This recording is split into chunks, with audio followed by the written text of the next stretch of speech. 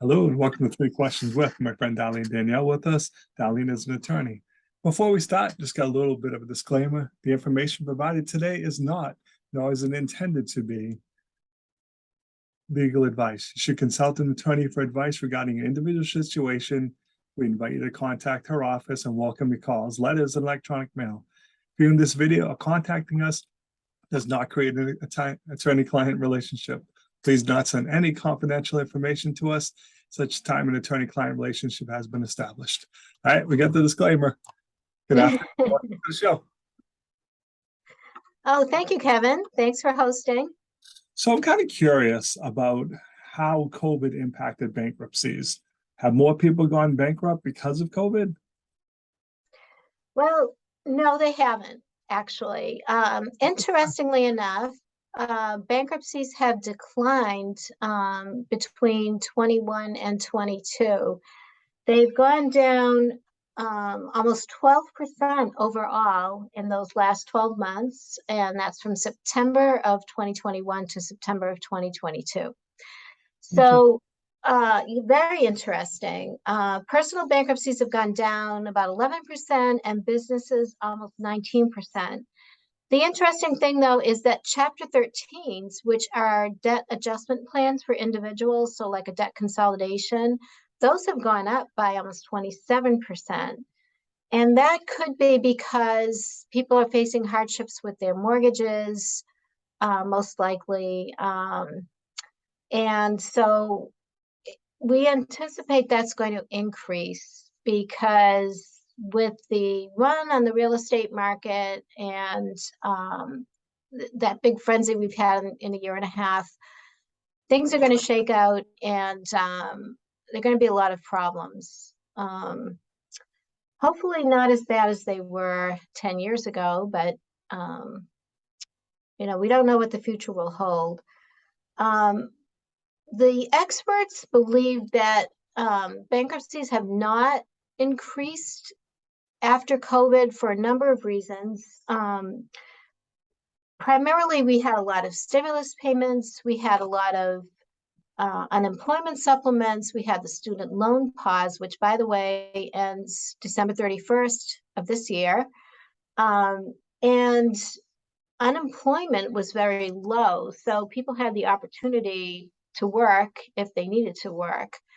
But with rampant inflation, and of course, we had another 3/4 point interest rate hike yesterday from the Fed, it's all going to catch up eventually. So, and people are often in denial, and they'll wait until the very last minute, the foreclosure notice, the lawsuit with the sheriff at the door, until they think about dealing with their debt. So a lot of times that contributes to the delay also. So I have an added question because you brought it to the table. And that's the key, all kidding aside, Darlene, don't wait. We all know where things are ending. We're getting letters, hey, the sheriff's coming. I should reach out to you as soon as I know, not go, well, maybe I'm going to win Powerball, or, someone's going to give me money. If I know I'm in trouble, earlier the better, right? To reach out to you? Absolutely correct. These problems are like, they just don't go away. They just get worse. It's not like having a cold where if you wait it out, it's going to go away. It's more like having a cancer that just keeps growing and growing. And if you don't treat it, get the proper treatment, it can be, you can lose your life, or in the case of finances, you can, lose your property, lose your home, your car. So, you really want to get the right treatment and advice for your financial situation, just like you would for your health. Don't wait to do it, because as painful as it is, when people walk out of my office after they have their first consultation, even if they know they're going to file bankruptcy, they feel better. It puts you more in control, because you not only know what's going on in your life, but you're taking control of it, and you're taking some steps to try to do the best you can to remedy your situation. So let's talk a little bit about the student loan forgiveness program. How's that affect bankruptcies? It really does not affect a bankruptcy unless you're in a Chapter 13. So if you're in a Chapter 13, which is a debt reorganization, and say you have, you know, $50,000 of student debt, and you plan to pay that over the regular course in, say, a 3-year plan, you may have to go back to the bankruptcy court and alter the plan because 10,000 or maybe up to 20,000 of that may be forgiven. So that would change the numbers in your bankruptcy plan.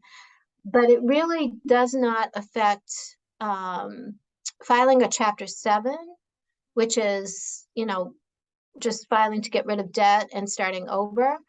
And of course, we'll get to that in a little bit, but again, the pause on student loan payments ends this December, so next month, about 7 weeks.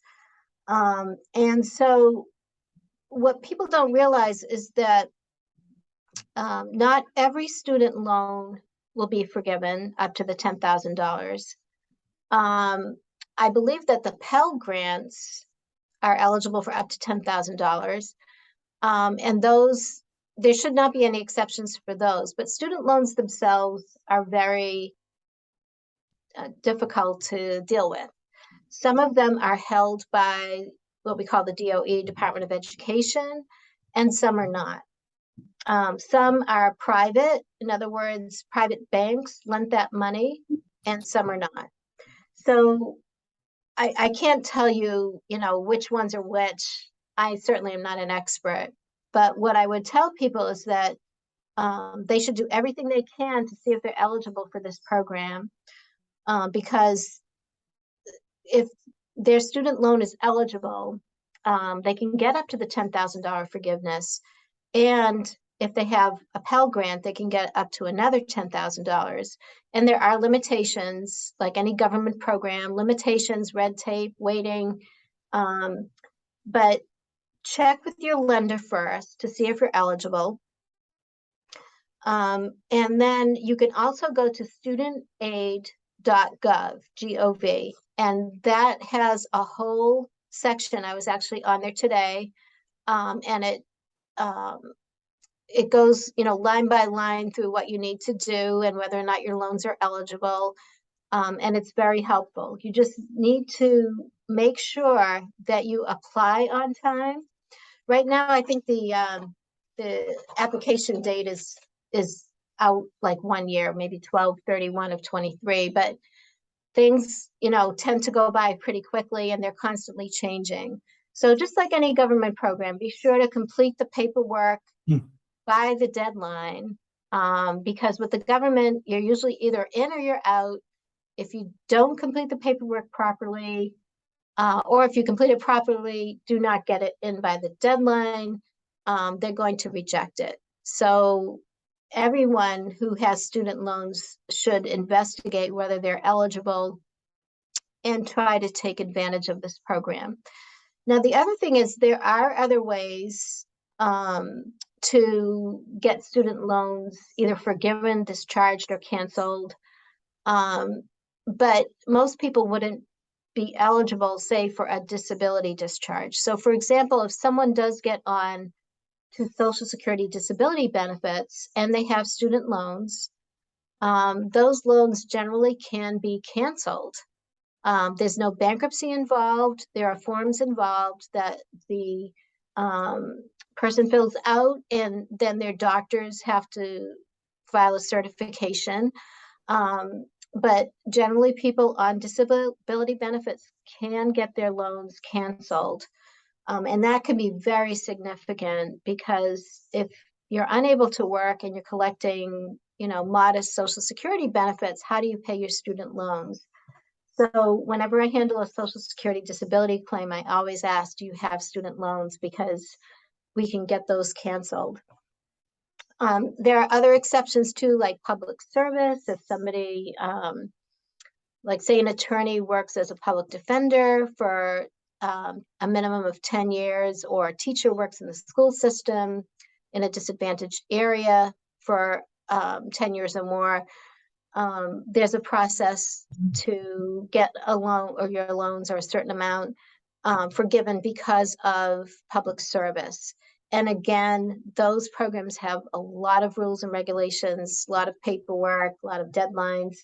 But if you are diligent and you do the paperwork on time, you can qualify.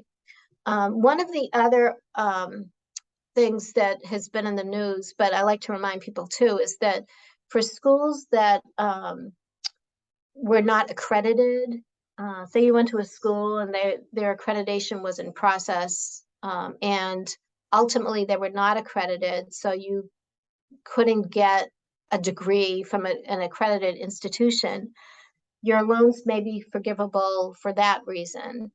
Or if you couldn't complete your degree because the school went out of business, you may be eligible for student loan forgiveness.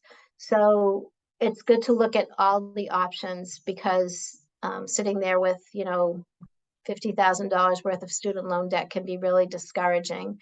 But there are ways to deal with it, and there are various programs, like income-based repayment programs that people can sign up for that will assist them.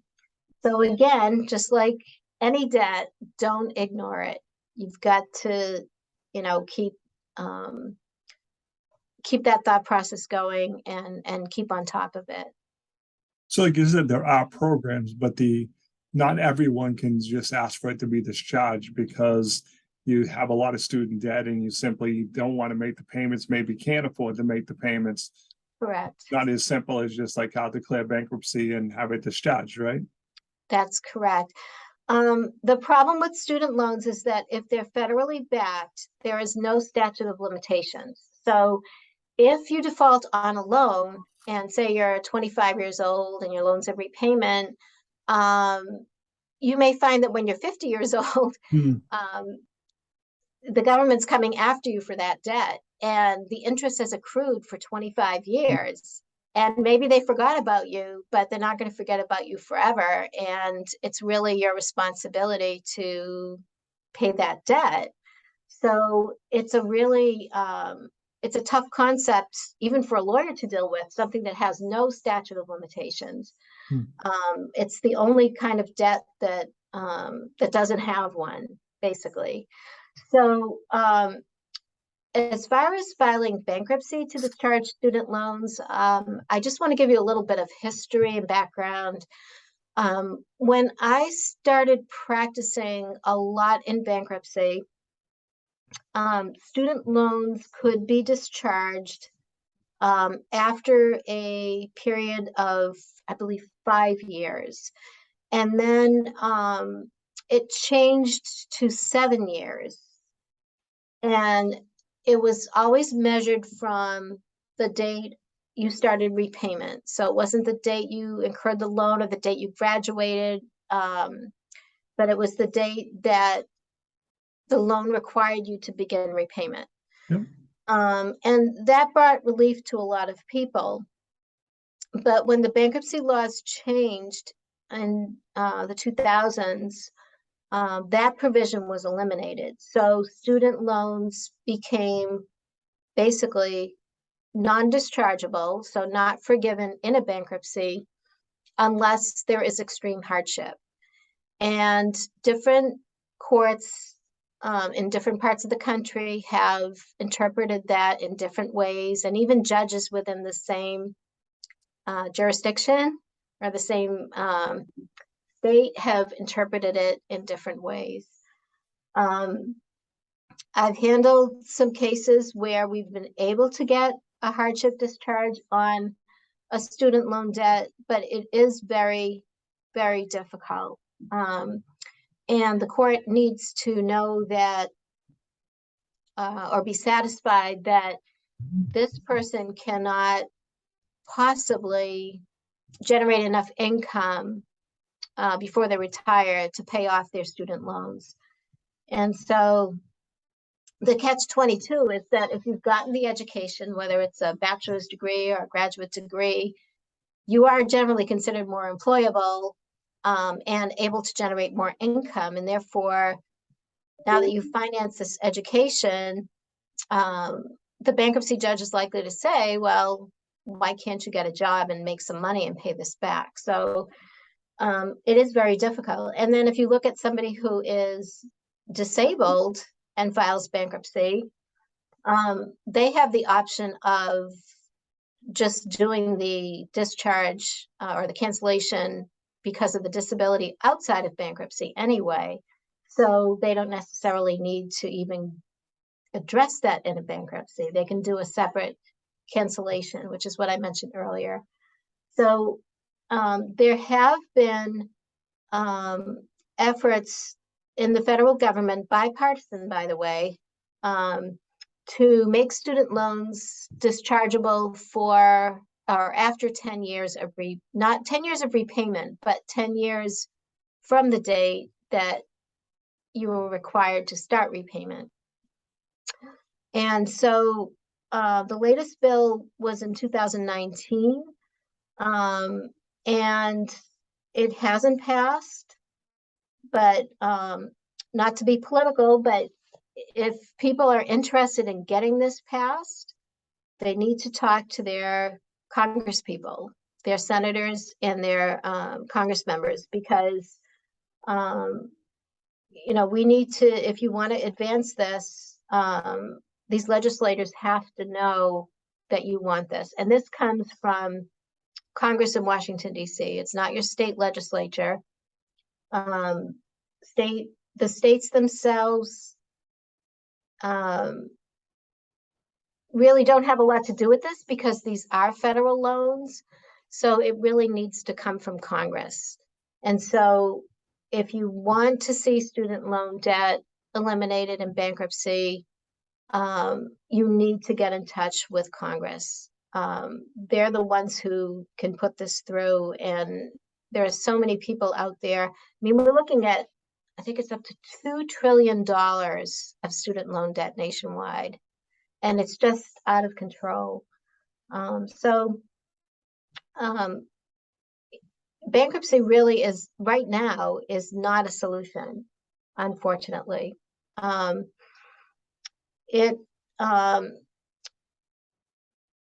There is one exception, and it has a couple of moving parts, but if it's a private loan, so if it's a loan that is not financed by the federal government or backed by the federal government, but it's a school loan, and it complies with one of a few things, like the loan was paid directly to the student, or the loan didn't cover, or it covered tuition and books, but it covered more than that. So in other words, it was almost like a stipend to the student. Those loans can be forgiven and discharged in a bankruptcy. Okay. But when an attorney is assisting with the bankruptcy, they have to look very carefully at where the loan came from, whether the student got it directly, what it was used for, because it's, again, one of those situations where you're in or you're out, and you need to, if you're going to claim that it's non-dischargeable, you need to be sure that it is. Yep. That that's the right solution. Okay. So what's the best way for people to reach out to you, Darlene? How can they learn more? They can go to my website, which is www.darlene, and that's DANIELE, law.com. They can also give me a call at 603-898-4383. And I am licensed in both New Hampshire and Massachusetts. And I'm conveniently located in Salem, New Hampshire, which is right on the border. And we're a mile or two from 93. Awesome. Appreciate you taking a couple minutes to call into the show. And as always, thanks for being my friend. Thank you, Kevin. Thanks for hosting. Yeah.